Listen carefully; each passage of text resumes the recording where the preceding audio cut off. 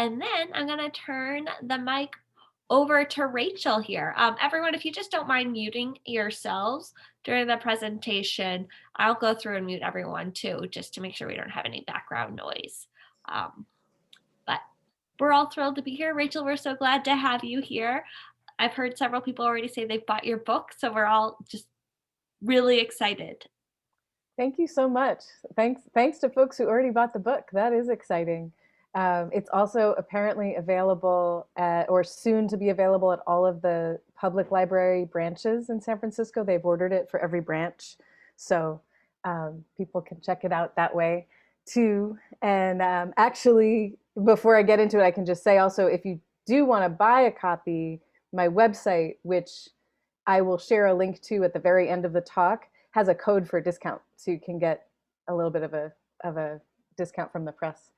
Hi, it's wonderful to be here. I'm Rachel Brahinsky. I'm a professor at the University of San Francisco, and I teach in the Urban and Public Affairs master's program, which is a public policy master's, and I also teach in the politics department and in the urban studies minor, I guess is what it is, but program. And so I bring some of those perspectives. I'm also, my background, I'll tell you quickly, and then I'm going to share my screen so you will only see me as a small little box, I think, depending on your settings. So while you can still see me, so I've been a professor at USF for about 8 years. Actually, it might be almost 9, but I think it's 8. And before that, I was a graduate student at UC Berkeley working on my PhD in geography. So my academic training there was in geography, but before that, I was a newspaper reporter, also in San Francisco. I know you all remember the San Francisco Bay Guardian. You may have loved it, you may have hated it, but there it was, and I worked there. I started out as an intern, and then I wrote about electricity regulation during the energy crisis in the early 2000s, and I wrote about housing and homelessness and things like that. Before that, I was doing other things on the East Coast, mostly college, and then growing up. I'm from New Jersey originally. So I bring kind of that experience with me today. So I've been kind of studying San Francisco for about 20 years. And a lot of that, this book is, I think I want to share the screen now. I'll do that so you can see my mock-up of the cover. It's not exactly the cover, but it's the same images that the cover has. And great. So, in working on this book, I bring all of that experience. It's both an academic book and a sort of what we think of as like a public-facing book, in the sense that it's written in the shape of a guidebook. That's how I like to think of it. It's a scholarly work in the shape of a guidebook, so that it's accessible to more people. It's kind of the idea, and it's part of a series. Let me show you. I'll tell you about the series, but let me show you first this. Make sure. Okay, sorry, my keyboard is not interacting the way it's supposed to with the PowerPoint. There we go. Okay. So I'm the one of the two primary authors and editors of the book. It's not only an unusual book, it's also an unusual kind of construction of a book. So Alex Tarr and I are co-editor and co-author, and then there were certain sites that we write about in the book that we got contributions for. And so these writers that you can see names here, some of them wrote one essay, some of them wrote 2, a handful of them wrote 4 or 5. And then most of the photography in the book is by Bruce Reinhardt. That's all the contemporary stuff for the most part. If you see a name, I'm going to show a lot of photos today, and if you see a name, that's the person attached to that photo. And if there's no name, then Bruce took the photo. That's kind of the general rule in this slideshow. So I just want to acknowledge all of these people. Always like to do this before I start, because I'm presenting my and their work collectively. And this is a collective project, which turned out, it wasn't really intentional, but it sort of turned out that a lot of what we write about in this book is collective, is about the kind of work of the collective. And so this, I always like to explain, I say we a lot in this presentation, and it's not like a weird tick. It's not a royal we. It's actually like this is a we. There are multiple people that were involved in producing this work, and I just like to recognize them. So um, this is just sort of a collage of some images from the book that you can rest your eyes on while I give you a little more orientation to the type of book that it is. Um, so I mentioned it's unusual, it's academic, but it's also in the shape of a guidebook. It's the way it's built. There's a series of about 100 short essays about places, which typically use each place as a starting point for thinking about something larger. So maybe the role of public space or the legacy of a particular activist group or ethnic group. And so through the book, we're offering stories about places while also reaching for larger meanings. So there's an emphasis on social justice struggles and on the political and economic tensions that produce those struggles. But there's also, we look for signs of hope too. And so there's struggle and hope kind of throughout. The essays are short and they collectively produce this kind of larger narrative about the social and political geography of the San Francisco Bay Area, how it has been produced, and by whom. It's part of a series, as I mentioned. UC Press is publishing the series, and there are two others that already exist. The People's Guide to Los Angeles came out in 2012, and the geographers who worked on that, Laura Polito, Laura Barraclough, and Wendy Cheng, are now the series editors for the whole thing. There's a Greater Boston People's Guide that came out earlier this year, just before our book. And forthcoming will be New York City, Orange County, of all places, and some others. There are a lot of others in the works, and I don't know who else is kind of in the pipeline to actually be done. These are all kind of collective projects, often activist and academic collaborations.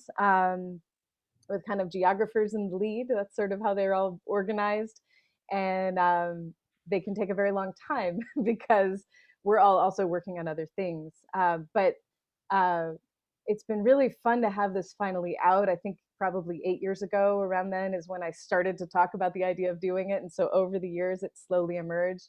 But it's been really fun to kind of get it out in the world and talk to people about it. So I appreciate, thank you for the invitation to talk to you all today, and thanks for coming. So let me see. I'm going to take you on a little journey today through the book, and with that, all around the Bay Area. And the way this map is organized, this is one of the main chapter maps in the book, and you can see 1, 2, 3, and 4 are the core chapters. They are, as you can see, organized geographically. And I'm going to leave this here while I set the scene and frame out some of the big kind of theoretical ideas. Later, I'm going to walk you through some of the themes that we cover and speak at length about a select few places, very quickly about some, and then a little bit more in depth about others. And I'm going to sprinkle in a couple of interviews that we did with people on the ground, so to speak, so you can hear some kind of voices from the field. We have these sidebars throughout the book that are just long narratives from people involved in the things that we're writing about. So as you can see, we cover the whole region. And that was an important political choice for us. We start the book in West Oakland, not in San Francisco. And we start in West Oakland, not because it's hip or transit accessible to San Francisco, as you may have read, like I did in the New York Times.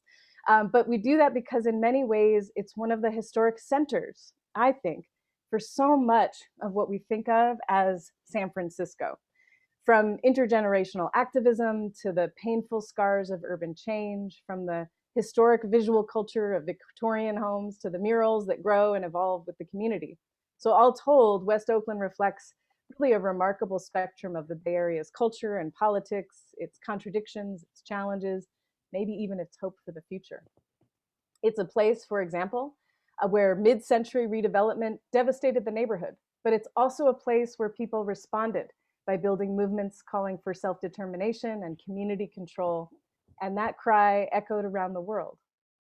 So when wandering West Oakland, you'll intersect with the BART train tracks as they swoop from under the San Francisco Bay, shuttling thousands daily into San Francisco and out to the East County suburbs. In the distance, you can see the cranes of the Port of Oakland, our economic gateway to the world. You'll almost certainly notice tent camps under the freeway overpasses or in the in-between places where uneven development has produced gaps in the urban fabric. And not far from where these houseless folks find shelter, you'll also see shiny homes, often upgraded Victorians, with high-end cars tucked behind new fences. So these are the now fairly ubiquitous poles of the Bay Area's economic extremes, the tents and the Teslas. So Oakland is, of course, only one piece of the larger story that this book tells about people and place. From there, we take you in all directions, from residential neighborhoods to tech campuses, from office towers to hiking trails. And I will show you one hiking trail at the very, very end. So let me show you a few more maps to give you a little more scope of the book. I am certain it will be impossible for you to read all these words right now, but these are directly out of the book. And so once you get your hands on it, you can see it. But this is, oops, I didn't mean to change that. Here we go, back to chapter 1.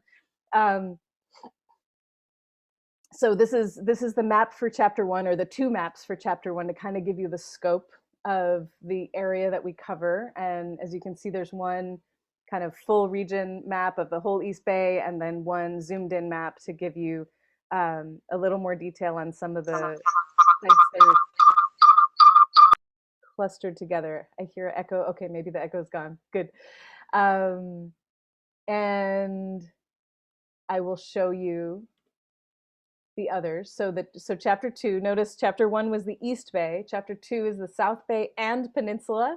We had a great debate about what constituted the South Bay, and was Fremont, for example, part of the East Bay or the South Bay. We ended up putting it in the South Bay, and we had an argument for that, but there was a great debate. We ended up including the entire peninsula in this chapter as well, for a couple of reasons.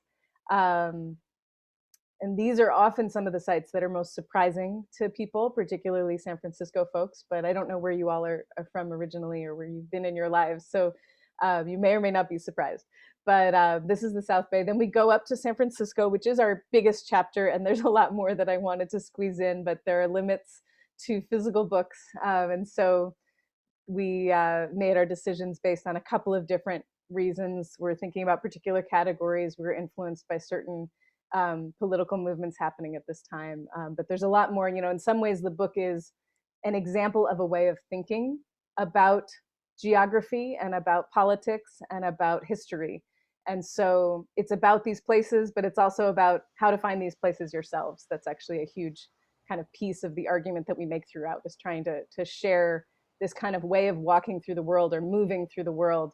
And it's based in part on, a bunch of us who worked on this book and on some of the other People's Guide books teach classes while walking. So one of my favorite classes to teach is the urban field class, where I wander the entire Bay Area, actually, whenever I can, with my students. And we have kind of this roving lecture, and also think a lot about how to read the landscape for change and for history. So that's part of what we're doing in this book. And then here's the North Bay, which covers a lot of territory in our shortest chapter. It also includes, as you can see, several islands that aren't technically in the North Bay, but they're here in this chapter. So we've got the North Bay and islands collected together in chapter 4.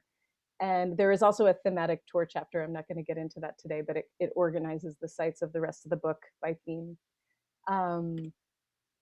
Look at that. Okay, so I want to kind of settle here to think about this question. How does this book come together, and why does it all matter? So to answer that, I'm landing on this image of a Black Lives Matter demonstration. You may have noticed this as a dot on the East Bay map out in the middle of the Bay Bridge. And you may remember at least the impact of this action. This was a demonstration that strategically stalled traffic on the bridge, on the Bay Bridge, for several hours on Martin Luther King Day. It's now about 5 years ago, to raise attention specifically to the idea that Black health matters. And in the book, we write about it as just one local example of the methods, tactics, and spirit of the now global Black Lives Matter movement. But we focus particularly on this place, on the bridge, on the location as well. So I'm going to leave that on the screen while I talk just a little bit more about the big ideas behind the book. As you all know and experience, San Francisco has this very progressive reputation. But we argue in this book that the Bay Area is also a place with entrenched injustices, and those two things actually need each other: racism, economic violence, homophobia. So this means that the work of understanding what has come before and how people have survived, fought back, reimagined, and dreamed is essential, both here and beyond here. Sometimes people say a San Francisco story doesn't apply elsewhere. We're arguing that it does, that the lessons learned here are applicable broadly. And so what this book shows is that from San Jose to Oakland to Petaluma, people continue to seek and strategize for a better world. People persist, they are creative, sometimes they're victorious. The scholar Catherine McKittrick writes about something that she calls the geographical imperatives in the struggle for social justice. And following her line of thinking, this book looks at the role of place and geography in understanding justice, and it asks how communities have reshaped the bounds of justice over time. So throughout the book, we come back to the idea that investigations into the two-way relationship between people and place, people and the geographies that make them or that they make, matter deeply for dreaming a new future. Toni Morrison, one of my favorites, writes about this sort of work through the metaphor of mapping. And she says, and this is a quote, "I want to draw a map, so to speak, of a critical geography, and use that map to open as much space for discovery, intellectual adventure, and close exploration as did the original charting of the New World, without the mandate for conquest." Without the mandate for conquest. So this is an approach that we emulate here in this book, detailed mapping and exploration without trying to own or conquer. We are all guests here. That's our attitude here. So what kind of Bay Area do we reveal in this book? To help answer that, I want to share a quote from an interview with activist and community leader Tanya Lee. And she says, "When people think about the Bay Area bubble, they're often thinking more of the hippies of Berkeley rather than the communists in Chinatown, the Marxists in Oakland who started the Black Panther Party, or the feminists of color that created all kinds of local institutions in the 1980s. These stories give us a window into what kind of leadership and struggle are required for transformation of the whole country." So how do we tell these stories? I'm going to take a sip and then tell you about it. So I'm going to walk through the book. I've pulled a few examples from each chapter. I'm not showing every photo in the book. There are 120, so that's kind of exciting. It's a fun book to look at, but I'll give you a nice sample. So I'm starting with the East Bay map, and because the book also starts in West Oakland in our introduction, I want to start with a few images from that part of the East Bay. This is Middle Harbor Shoreline Park, or actually it's the Port of Oakland photographed from Middle Harbor Shoreline Park. And so we use the entry about the park, which I'll show you in a minute, next to the Port of Oakland, to think about the role of ports in general and what this port specifically in the rise of the region, as well as the rise of the power of organized labor. We think about that role. And we argue that it's grown in part through the realization that closing down this port, very famously, has a massive effect on the economy. And so it's quite useful for making political statements that will be heard. The park itself, here it is, has a fascinating history as well and offers a very, one of my favorite underappreciated or lesser known views of San Francisco, which you can see right there. And I'm going to jump right over to the 1500 block of Adeline. This is in the heart of West Oakland, and the entry is actually about one house, but we didn't want to use a private home address. But what the entry is a discussion about the impact of foreclosures and the 2008 crash on Bay Area cities. And it's the story of activists reclaiming a home that was threatened by bank foreclosure. So the entry is about the success of that action, but also about the legacy and succession of community work in this neighborhood, which was, as you may know, central for the Pullman Porters Union, as well as for the Black Panther Party for Self-Defense. This also, too late for the book, but worth mentioning, is where the successful Moms for Housing occupation took place about a year ago. And I like to mention it because it's another example of the potential of direct action organizing to save working class homes in a community of color. And so this succession is both, it's a place that continues to face struggles, but it's also a place that continues to see organizing, to find collective solutions to those often individualized struggles. Nearby, downtown Oakland, Latham Square is what we call the entry. And here we tell the story of the Oakland General Strike in 1945, which was centered around women's labor in the retail district of Oakland's downtown. All of those beautiful Art Deco buildings.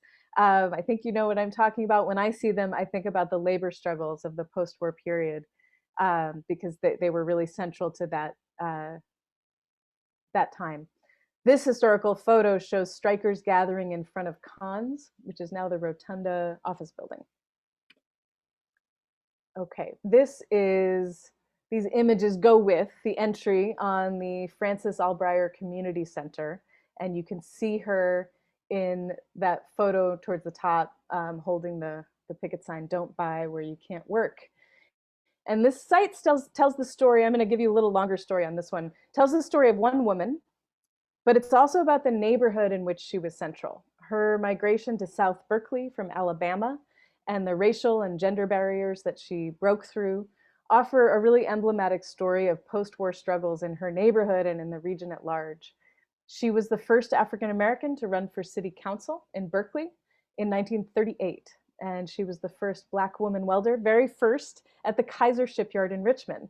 She, in demanding her rightful place for that position, which she had been denied at first, but even though she was highly qualified, she was trained, she demanded a seat at the table, essentially. She demanded the job, and ultimately, when she succeeded, she helped open up space for a generation of Black women. That's now a quite famous story. The Black Rosie the Riveters at the Kaiser Shipyard, and so she was the first. This is just one of her accomplishments. You can see her here alongside ephemera from a national civil rights campaign to boycott discriminatory businesses. The entry also gives us a chance to talk about the diverse cultural creativity of South Berkeley, long home to a multi-ethnic community, as you may know, largely Black, white, and Japanese American over the years. And this place really had a special community vibe. It still does, although in a different way. But in Allbrier's time, a special vibe that fostered or where people intentionally produced connections across these groups at a time when segregation was still very strong and racial tension ruled the day in many places. For example, some Black families held deeds for Japanese American families when they were forcibly incarcerated so that they could get their houses back when they returned. They were looking out for each other. Years later, this is also the neighborhood that successfully fought to underground the BART train when it came through. Another amazing Black woman community leader, Mabel Howard, led that fight in the 60s and 70s. So I'm going to quickly swoosh through a couple more East Bay sites just to show you a little bit of the scope of the kinds of topics we cover in the book. We write about 924 Gilman, for example, which is a subcultural music venue made for a particular kind of rebellious youth. You'll note the sign says no drugs, also no racism or misogyny and other things. In a very different vein, we write about a section of the East Bay. This is around Richmond and San Pablo that we call the fossil fuel corridor, which is our way of thinking about the contradictory impacts of the oil refineries in the Richmond and San Pablo area. Elsewhere in the book, we write about the Piedmont-Oakland border, which is heavily watched by surveillance cameras. And so really this entry is about the cameras themselves, why they're there, and what it means that they're surrounding a city inside another city. Piedmont is completely surrounded by the city of Oakland. Not too far away, on a very different topic, I'll tell a little bit of a longer story about the Intertribal Friendship House. This is one of the murals in the parking lot of the Intertribal Friendship House. And this is one of several places that we use to think about the Bay Area as a long-standing site of Native American life, from pre-conquest through contemporary times. So the Intertribal Friendship House was founded in 1955 by members of multiple tribes, as the name implies, many of whom had been coerced by the federal government to relocate to the Bay Area with the government's intention that they would assimilate into Anglo culture. Some people did indeed lose their way, but others came together to build a very important and now actually increasingly visible urban Native identity, which connects to deeper histories, also to the radical political movements of the 1970s, including the American Indian movement and the takeover of Alcatraz Island, which we write about elsewhere in the book, as well as to contemporary efforts to reclaim indigenous spaces like the Sogorea Land Trust, which is a woman-led indigenous land trust in the East Bay, based in East Oakland, not far from here. great organization to support. It's much better known now than when we first wrote the entry. We wrote about Segura Te, and then over these last several years, they've been in the news a bunch, which has been really wonderful. So they've been covered by national publications, and they're starting to actually, as a land trust, develop. They have some land now. They have gardens. They're building out their projects. So it's very exciting. And so with this site, we emphasize how history is made and remade through people and the institutions that they build and sustain over time. So as a transition to the next chapter, I just want to briefly mention one more East-based site. The site is the front steps of this building, which is a little bit of an unusual way to do it. We highlight here the work of the Berkeley South Asian Radical History Walking Tour. There's a lot to say about the Pacific Center itself, but here we tell the story of South Asian queer cultural organizing, starting with the chance meeting of a couple of tech workers in the 1980s. They met through a flyer posted here at the Bay Area's oldest LGBTQ center, founded in 1973 in Berkeley, not San Francisco.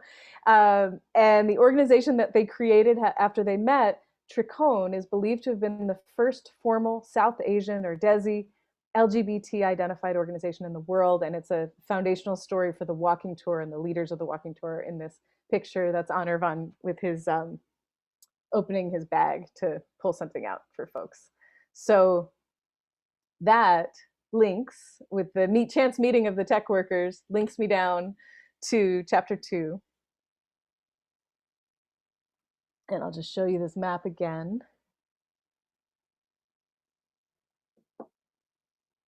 for a moment. And the South Bay is full of every place is full of hidden history, but the South Bay is particularly full of hidden histories in the landscapes. And I want to start at the Gold Street Bridge. If you've ever been down to Alviso, this is a connector between Alviso and the rest of San Jose. This is one of my favorite kinds of People's Guide sites because it's a place that really shows how vernacular or everyday landscapes don't always reveal radical histories, but those histories may well be there. And so this bridge connects the city of Santa Clara to the former city of Alviso. It's a fascinating place to visit in its own right. The city of Alviso, it's small, largely Latino, 75% today. It's an enclave that has this kind of incredible cluster of 19th century structures that are still standing, Victorians, industrial buildings, cottages, right on the waterfront, which is in very stark contrast, excuse me, very stark contrast with the large modernist buildings of Silicon Valley that are literally just across this bridge. So on one side, it's huge Silicon Valley buildings. On the other side, it's this little 19th century town. When we started to dig into what happened here in this town, in this place in general, how this town was still here, we found that this bridge was important. This was the place where Chicano activists who were working with activist scholar Ernesto Galarza, who was a professor at San Jose State University at the time, they set up a toll booth as part of a 1973 campaign to demand that San Jose pave the streets of their town.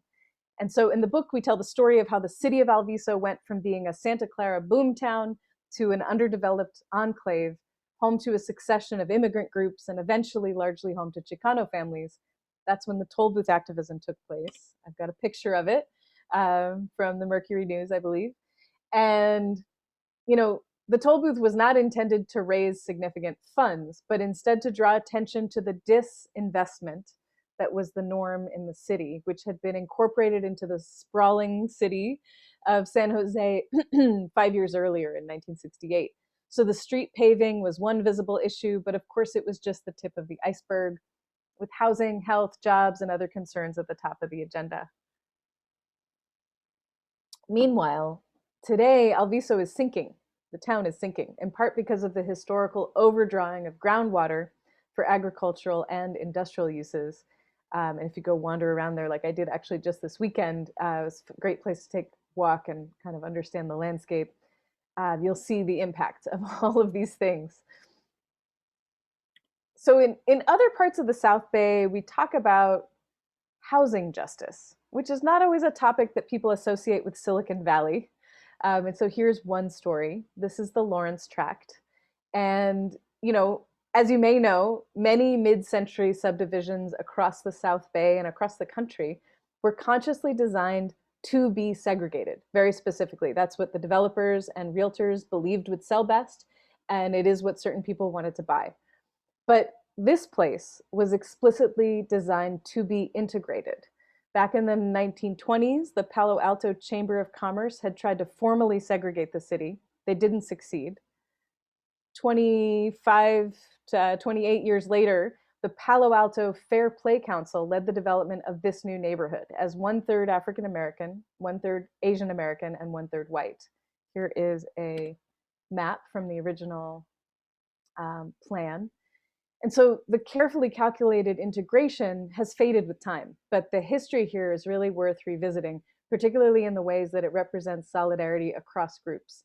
The Fair Play Council formed just after World War II, led by human rights activist and German immigrant Gerda Eisenberg. She wanted to help Japanese American families that were returning from World War II incarceration camps to a city that was openly hostile to them. She worked with a woman named Elsa Alsberg, who was a retired social worker, to help German Jews with immigration papers. So I'm giving you all this detail to kind of show it's all these different groups working together intentionally in a context where that was not necessarily the norm. But together they oversaw free counseling on housing discrimination, early efforts to provide culturally appropriate education to Latinx students, who we would now call Latinx, Latino students, and the creation of the Lawrence Tract itself. The name of the Lawrence Tract comes from Paul Lawrence. He was an African American student at Stanford who was on the Fair Play Council, and he played the very delicate role of moving the project through the Palo Alto Planning Board.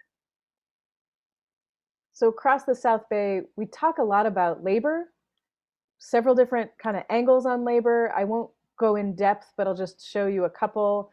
We call this site the New Me auto plant, although as you can see, this is now the Tesla factory. This site represents more than a half century of workers' struggles, changing dynamics of race, and the changing meanings of both suburbanization and industrial technology. We go back in time quite a ways to look at the labor and environmental implications of quicksilver mining in the 19th century with a story about the new Almaden mine. And this is an image from the San Jose History Room archive of quicksilver miners, that's mercury, by the way, quicksilver, in the hills over the Santa Clara Valley, or these men were meant to represent those miners. I'm not sure if they were posing or if they actually were miners, but that's the concept. And we also think about the role of young people in this chapter too. We try to do it across chapters, and we have a thematic tour on youth and rebellion. Even in the South Bay, which has often been stereotyped as a kind of cultureless suburbia. This is the San Mateo Fairgrounds. As you can see, here we tell the story of Filipino DJ culture in San Mateo. And related, thinking about the youth, over at San Jose State University, we end that chapter with the Victory Statue Salute, which memorializes the very well-known story of the 1968 Olympics in Mexico City. This very famous fist in the air strike protesting a range of injustices in the production of the Olympics has its roots in San Jose. Not everybody knows that. And through collective organizing of San Jose State students. They organized for years to develop both the theory and practice of athletes taking a political stand. And Tommy Smith and John Carlos, shown here in the sculpture by Rigo 23, Bay Area artist. These guys were San Jose State students, mentored by other San Jose State students, athletes of color who supported them in taking the stand. So one of the points here, if I haven't already hammered it home, is that an act that appears to be the work of one or two people may well be, and very likely is, the product of collective action, as this was. Speaking of collective action, got to go to San Francisco. And here's our map. As you can see, with 30-something sites, there's lots to cover. I want to add also actually that throughout the book, so each site has a short write-up, sometimes as much as kind of 800 words, but a little essay about each site. And then in most cases, there's also nearby or related sites. So we mention other places with a very quick couple of words about how they relate. So in a sense, there's sort of 300 sites in the book, really. So we're thinking about um, more geographies than just what you see here represented in these dots, but these are the kind of anchor places. So we start this chapter on Bernal Heights, um, which some people are now calling Alex Nieto Park. This is the place where, of course, San Francisco police horrifically killed Alex Nieto. He was sitting on a park bench eating a burrito. Many of you will already know this story. So I just want to note that this entry uses the community intervention of creating the memorial for Nieto to think about twin and not unrelated histories of left activism and Latinx migration into the Mission District. An official memorial is coming soon thanks to organizers. This photo is one of many temporary memorials that has been remade several times over the last several years now as the official memorial has made its way through processes of approval at City Hall. But on a very different topic, I want to jump through a couple of sites. You might know that the African American population in San Francisco has been leaving. It's true, Black San Franciscans have been migrating out at a very steady rate over the last several decades, accelerating in the last kind of decade and a half. And so it was extra important to us to cover some key touchstones in African American history in the city. A couple of them include the Hunters Point Shipyard, where we talk about the history of the shipyard and the broader neighborhood around it, which also happens to be what I wrote my dissertation on. So we could talk about that in more detail if you'd like. Nearby, and this also comes from my dissertation, Westbrook Court, which is one of several streets on Hunters Point Hill, which is named after a group of women. This is Eloise Westbrook's street. It's a very short street, but it's an important one because Westbrook was, for a long time, a community leader, part of a group of people called the Big Five, who took the urban redevelopment process that was devastating the Fillmore and turned it in their favor in Hunters Point, basically forcing the city to work with them and building housing. And it's a fairly unknown story. So we write here about the street names and think about the role of street names as monuments, kind of the everyday monuments of the city. We also talk about KPOO Radio on the other side of town over on Divisadero Street. This is the oldest Black-owned community radio station on the West Coast, still operating, born out of the activism of the 60s and 70s, both the redevelopment activism in the Fillmore and the ethnic studies strikes. And it's Black-owned community radio that does a really incredible job of pulling in shows that represent lots of different groups and also cross dialogue across groups. So you can see that's a big theme for me today in this talk. On a slightly different theme, but still speaking of media, I'm going to jump over to what I like to call, nobody else calls it this as far as I know, I like to call the Media Moguls Corner. So that is Lattice Fountain, as you'll recognize, where people came together after the earthquake of '06. And this is a corner where the major newspapers of the late 19th and early 20th century fought to establish visual dominance over each other through the development of larger and larger skyscrapers. So this red tone building was the first one in that battle. It was the city's first skyscraper, built in 1890 by the DeYoungs, who owned the San Francisco Chronicle at that time. And if you could spin around at this corner, you would see the San Francisco Call building across the street. Both of those were outdone in terms of height, at least, by the Hearst building, which originally housed the Examiner.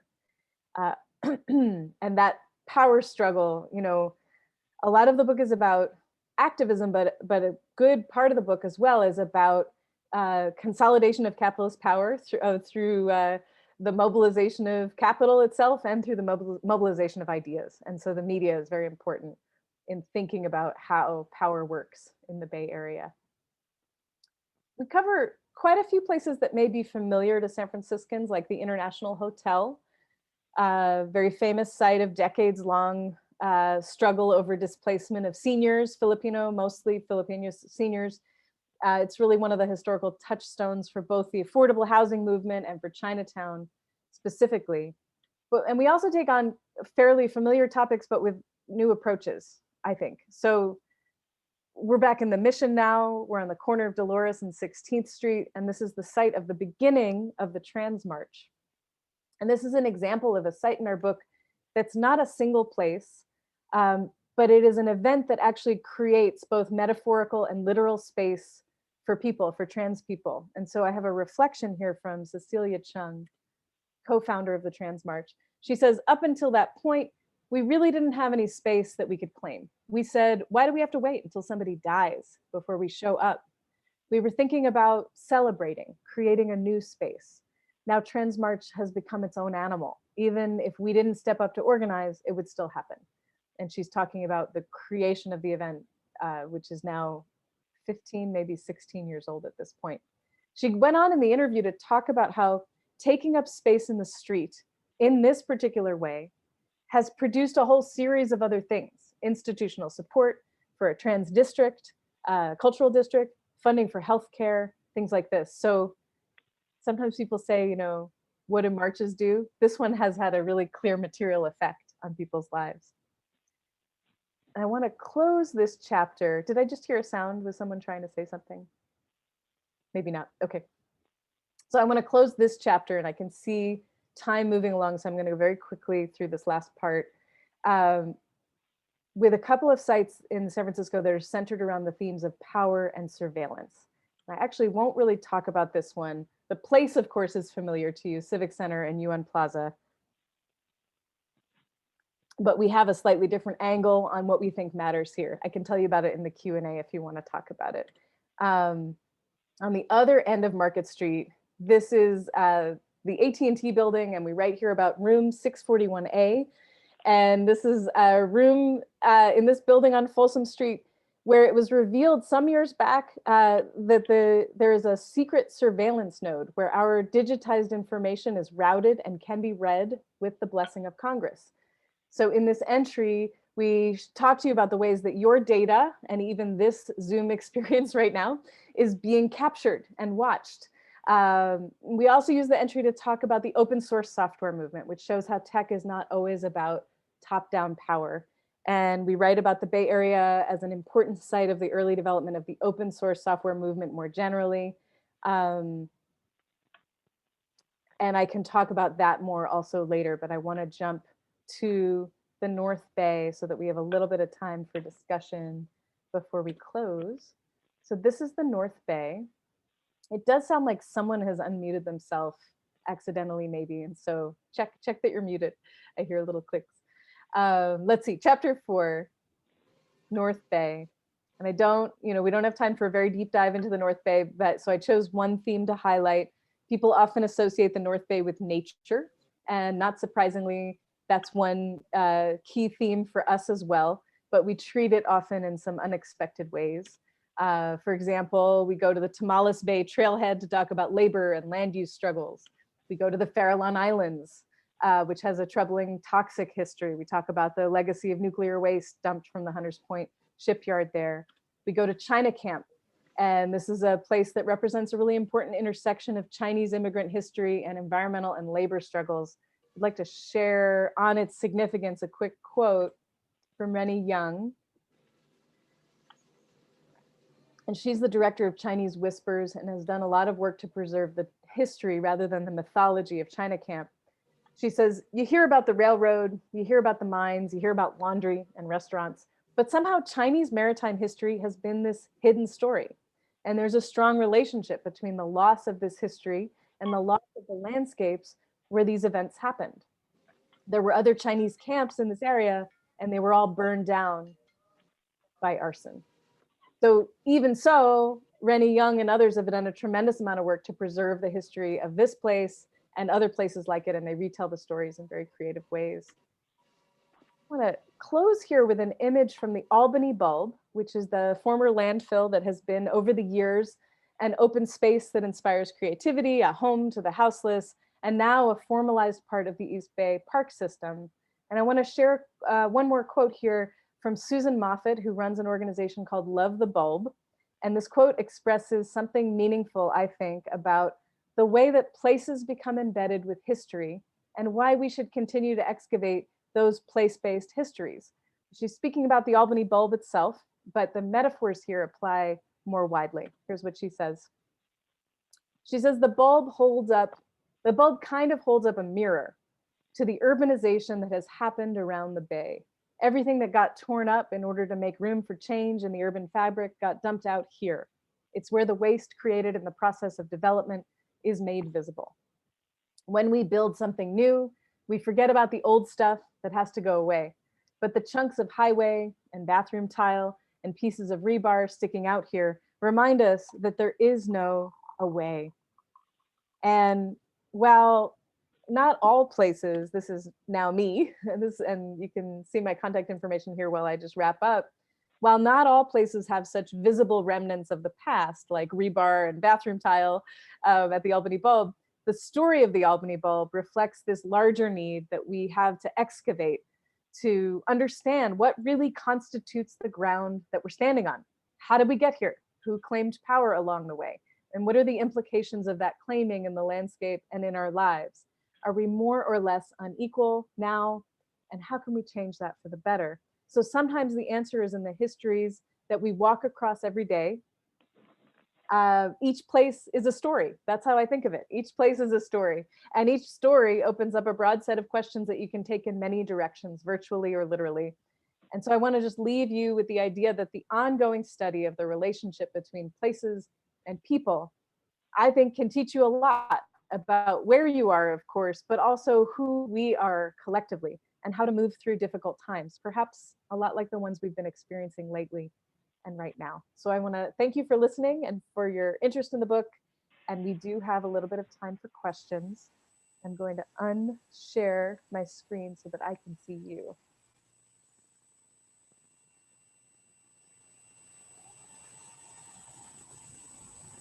Great. Hi, everybody. Hi. So I don't know if I know I just sort of hurtled through a book on many topics, in many places, but if you have either comments or questions or requests, one thing that I've seen is that I, you know, with every week that this book is out, I discover new places that I either didn't know about or forgot, you know, wish I could have included. It could be a huge, you know, multi-volume series just on the Bay Area. It's not going to be unless one of you would like to pick that up. But I'd love to hear your thoughts if you have any comments, questions. And you can do it in the chat or great. Okay, I see Linda Lewin. What's a rebar? Oh yeah, rebar is metal reinforcement bar. It's those like poles, very thick, hard poles that are put in concrete to make them stable. You would recognize it. It's the kind of thing you would have seen if you went by a construction site. It's basically a remnant of construction. Oh. And so the Albany Bulb is a place where that when it was a landfill for many years, it was like the construction landfill. It's just north of Berkeley, off of the city of Albany. And then it got overgrown by trees, plants, flowers, all the stuff. And now people dig through it and pull out the trash and turn it into art. So that sculpture that I showed you at the very end of the woman kind of reaching her hands out was built through scraps of metal and other things that were found in the land there. It's a cool spot. Good place to take a hike and very accessible too. It has like a lot of ramps and things and a bathroom, which is hard to find in the parks. So Thank you. yeah, thank you. I can't see your name per se. Oh, Allegra Fortunati. Yes, hi. So I noticed your dissertation sounds really interesting. Had you thought about publishing that? I'm working Or, on it. That's what I'm okay. working on right now. I did the People's Guide first while I was doing other things, but this year I'm actually on a research sabbatical, so I'm mostly sitting in this very chair, working on turning my dissertation into something that will interest more than just the 3 committee members that passed it. But hopefully in another, you know, it should be in the hands of a publisher within the year, and so out in the world a year or so later, maybe 2. Great. And I'm also interested in anything relating to the Fillmore, because I live actually in the Hayes Valley area, and I'm sure that could there's a lot to say about my area, but I'm more interested in the Fillmore and the Black community within the Fillmore. So I noticed something, this communalist politics and demolition governments or something, the rise and fall of the Black Fillmore. Yes. Are there any other kind of books or? Yeah, so the one that you're seeing, that's actually a chapter that I Oh. wrote for a book. So it's really accessible. It's, 25 pages or something, pretty short. Mhm. And it's in a book edited by Chris Carlson and Lisa Ruth Elliott of Shaping San Francisco, who I think presented, maybe not, I don't know for you, but for this organization. If you email me, I could, well, you can either find it yourself or I can send you the link. There's a program at USF in the center that I teach in that is basically an alliance between the university and the Western Addition Fillmore neighborhood. And they've developed this great resource page that has, like 50 articles on different topics around Black history in the Fillmore. And so I could share that link with you. It's publicly available. And but I could, if there's anything about the Fillmore now that you want to know, I could sort of quickly run through it. But I was just looking for resources. Great. You know about it Mhm. because I'm actually interested in, and I'm hoping someday this happens, like the Black Land Trust idea. And I'm hoping that like in kind of the Western Addition that there be something like that forming, but I'm not sure. I haven't heard of a Black land trust yet, but there is the San Francisco Community Land Trust, which happens to, I think, still be based in the Western Addition Fillmore. So there is a localized effort to acquire and build land trust owned homes. That's right there. So I would look for San Francisco Community Land Trust. That's the main one that's been happening, and they would know if there's also a sub project or a related project that's Black community focused. I agree, that would be great. But I do think that the Community Land Trust is focusing in that way anyway. Like they're not oriented on Black communities only, but I think they're reaching them. So. Okay, great. Thank you. You're welcome. Hi, I see Mary's hand. Yes. Did you say the statues of Tommy Smith and John Carlos is on the campus at San Jose State? Yes. Yes. I saw it in person at the Olympics in Mexico City. Wow, it was great. stunning. I bet. A stunning thing to see. If you have a chance to go to San Jose State to find the statues, it can be a little bit hard to find. It's just in the middle of a lawn that's right in the center of things. So just ask people and they'll point you. You have to keep getting pointed. But it's the two of them, and then the third pedestal is left blank, and it's not because it's not meant to be disrespect for the bronze medal winner. Yeah, the Australian who was an ally. But it's meant to offer a place where you can participate. So the idea is students can climb up on there and be in the protest, which I think I haven't been there enough on the campus to see whether people use it that way, but that's the idea. And there's a plaque explaining it in that way. And it's a nice touch. It's a very beautiful sculpture too, just, in terms of art, it's gorgeous. It's like this glistening thing. So I recommend. Thank you. I didn't know about that. Great. Pat, I see Pat's hand. Do you know Yes Magazine? I do. It is my favorite magazine. It's one of the few magazines that I read cover to cover, everything. And I just see you in Yes Magazine. And I would love if, they could help promote you as well. It is just so worthwhile. And this has been really a wonderful introduction to. Thank you. That's really great. And I mean, Yes Magazine is all about positivity, right? So I appreciate being associated with it. I think I published an article in Yes like 25 years ago when I was very first working as a freelancer. I can't remember if it actually ever happened or if I was trying to do it, but and I haven't seen it in a long time, but that's really nice. Thank you. My pleasure. I see one question in the chat, Rachel, from David about how did you select the sites to include in the book? Great. Great question. So it was a big, long process of, we wanted, what makes a People's Guide site is a site through which, the story of the place can help you understand an important power struggle that helps define and shape the Bay Area. And we wanted to write about some places that you would have heard about and some places that you wouldn't have heard about. We wanted to also cover lots of different topics. We had this list at the beginning. We wanted environmentalism and feminism and labor rights and racial justice, and the list was too long, and yet we sort of did accomplish that. So for each area, for each chapter, we're kind of trying to kind of spread geographically across the city or collection of cities that we were looking at, and also make sure we were touching on a little bit of each of these ideas, queer, politics, all of these different things. We missed a lot too, because there's only so much that can happen in one book, especially when you're trying to cover the Bay Area. So when I say we missed a lot, I mainly mean I still have a big list of, places that I would have liked to write about. One thing is we were influenced also by what's been happening in the world around us. So across the 8 years that we were working on it, climate change went from something of the future to something of the present. Suddenly we're in a climate emergency. As we were editing the book, that phrase popped up as the way people talked about it. And so we were definitely influenced by that changing environment, so to speak, literally, but also the conceptual environment. We were influenced by the rise of the Black Lives Matter and racial justice movements.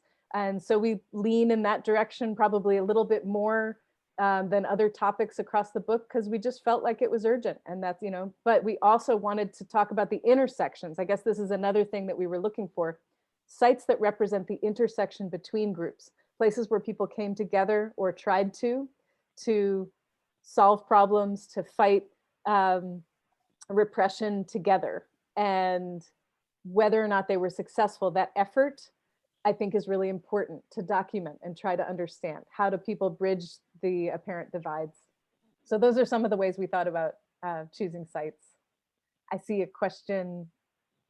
I can't see your name right now, Larry. And you're muted right now, Larry. Hey, Larry, you want to unmute yourself? We can't hear you.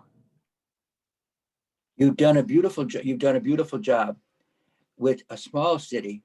How in the world can you tackle New York City with a similar book and it won't be an encyclopedia of 20 volumes on these same issues? One thing to notice is, we did the Bay Area rather than San Francisco, right? And so we're covering a territory that is not as densely populated as New York City, but at least as much territory. And that was hard. It would have been not easy, writing a book isn't easy, but it would have been an easier book to do if we just focused on San Francisco proper. Mm-hmm. The New York folks, I know the people working on that book, and it's a grand struggle, right? Like, it's definitely, they are going to have to, we have to make a lot of hard choices in these books to kind of try to choose sites that are emblematic, but also the ones that you wouldn't expect, like the Gold Street Bridge. Nobody would notice that bridge as a place of historic importance, and there's no plaque. You don't go by it and discover that it's historic by driving across it or walking across it. So we needed to write it down. So we had to balance the need to write down things that aren't written with explaining memorials that do exist and monuments that do exist. And in New York, they're struggling with it, but they're getting there. I think it's coming out like late this year, maybe next fall. So we'll see how they do it. Thank you. Absolutely, thank you. I see a request for my email address, which I will type in the chat here.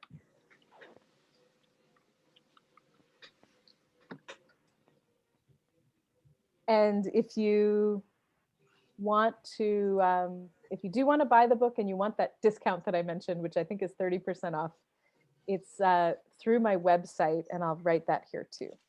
You don't have to go through my website, but that's the easiest place to find it.